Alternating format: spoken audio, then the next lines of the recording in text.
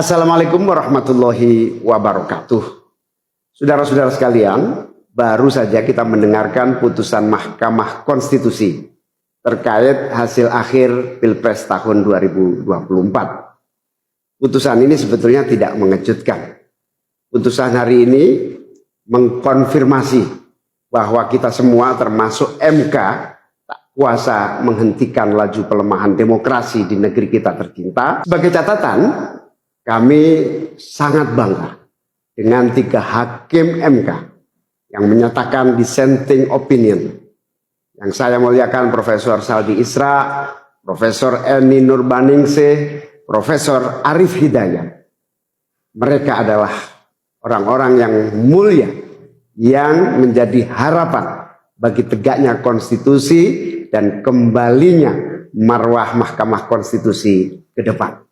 Dan mereka akan menjadi catatan indah dan baik dalam sejarah kita berbangsa dan bernegara. Profesor Saldi Isra tadi mengingatkan tentang keadilan substansial, bukan sekedar keadilan prosedural. Ini adalah catatan amat penting yang sayangnya terabaikan dalam proses demokrasi kita akhir-akhir ini. Artinya kita memiliki tugas yang masih panjang. Sebab demokrasi kita sesungguhnya masih ringkih dan harus terus-menerus dijaga dan dirawat. Namun kami masih menerima dan kita semua menghormati keputusan Mahkamah Konstitusi ini sebagai keputusan yang final dan mengikat. Saudara-saudara sekalian, perlu usaha kita semua untuk terus-menerus memperkuat demokrasi. Perlu sensitivitas kita semua untuk terus-menerus menjaga agar amanat reformasi tidak tergerus walaupun proses penggerusannya berjalan pelan-pelan, sedikit-sedikit yang seringkali membuat kita terlena.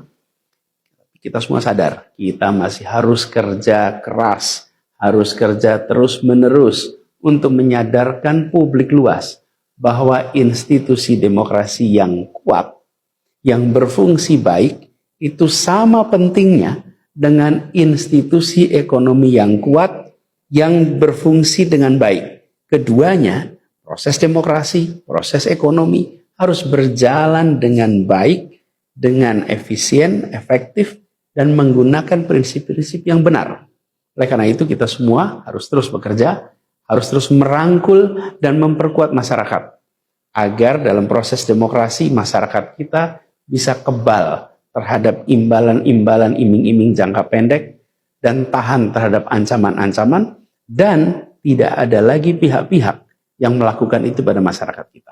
Saudara-saudara, atas alasan ini semua, kami akan terus berkomitmen terhadap gerakan perubahan dengan cita-cita jangka panjang, memperkuat pilar-pilar demokrasi, serta menghadirkan keadilan dan kemakmuran bagi semua dalam kesempatan apapun yang bisa kita raih di masa yang akan datang. Cita-cita kita untuk membangun negara yang menjamin keleluasaan berbicara dan kebebasan mengkritik. Negara di mana warganya bebas memilih tanpa iming-iming imbalan sesaat dan tekanan maupun ancaman. Ini tidak akan berhenti. Kita harus terus berjuang bersama-sama. Namun saudara-saudara, kepada seluruh para pendukung yang telah menitipkan aspirasi perubahan kepada kami sebagai capres dan cawapres, kami harus sampaikan, disinilah ujung perjuangan konstitusional kita dalam Pilpres kali ini. Keputusan MK hari ini menjadi penanda berakhirnya seluruh proses Pilpres 2024. Saudara sekalian, salah satu prinsip demokrasi yang baik adalah peaceful transition of power. Perpindahan kewenangan yang berjalan dengan damai dari presiden petahana yang segera akan berakhir masa jabatannya kepada presiden terpilih.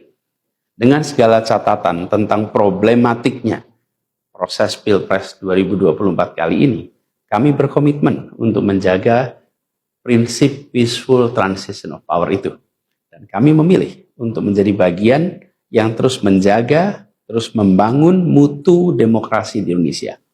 Oleh karena itu, pada hari ini kami menyatakan bahwa bagi kami, proses Pilpres 2024 telah terlewati seluruh fasenya. kami sampaikan kepada Pak Prabowo dan Pak Gibran, selamat menjalankan amanat konstitusi, selamat bekerja menunaikan harapan rakyat yang kini diembankan di atas pundak bapak-bapak berdua. Saya sempat berkali-kali ditanya pendapat pribadi tentang Pak Prabowo, dan saya jawab, beliau adalah seorang patriot. Hari ini saya terus mempercayai sebagai seorang patriot. Beliau adalah seorang yang telah mengalami pendidikan modern sejak usia belia dan berasal dari keluarga intelektual yang amat terpandang. Maka Pak Prabowo tentu paham bahwa dalam demokrasi yang baik, menerima keberadaan oposisi sebagai partner dalam bernegara, menjaga keseimbangan dan independensi 3 cabang kekuasaan, yaitu eksekutif, legislatif, yudikatif.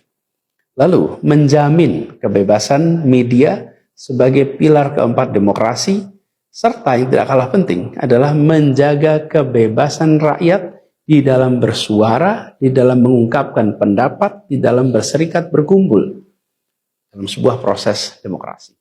Dan sebagai seorang patriot terdidik, saya percaya Pak Prabowo akan mengembalikan dan akan menjaga nilai-nilai demokrasi ini di masa-masa Indonesia ke depan.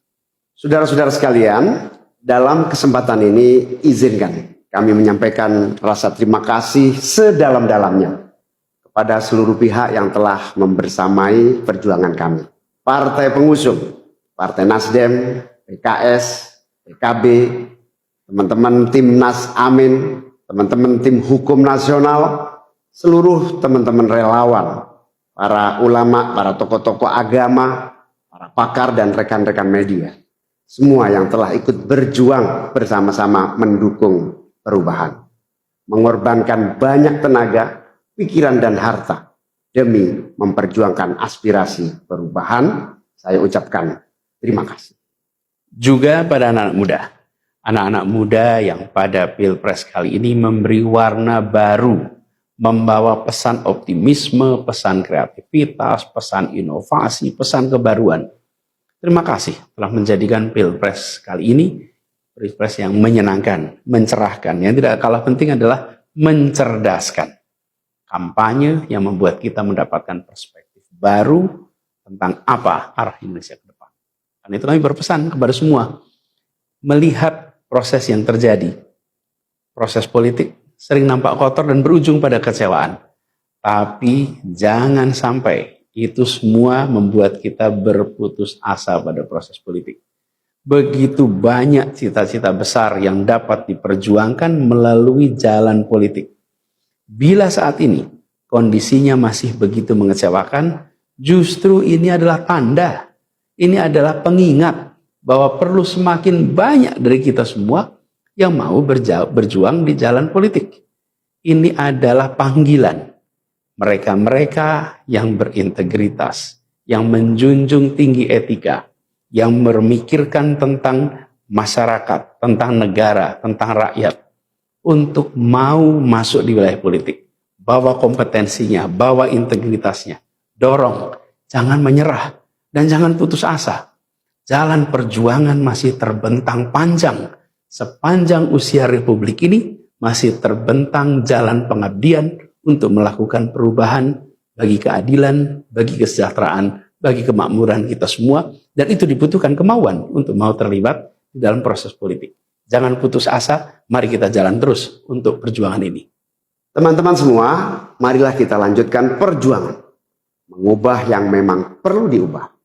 Melanjutkan perjuangan untuk memperbaiki apa yang memang perlu diperbaiki. Dalam berbagai kesempatan dan ruang yang tersedia di masa yang akan datang. Insya Allah, saya dan Mas Anies akan terus membersamai teman-teman semua di dalam memperjuangkan kebaikan dan perbaikan menuju Indonesia yang adil dan makmur untuk semua. Tetap semangat, jaga stamina, perjuangan masih panjang. Izinkan kami menyampaikan terima kasih. Terima kasih kepada semua. Semoga Allah SWT merahmati negara Republik Indonesia dan melindungi kita semua. Assalamualaikum warahmatullahi wabarakatuh.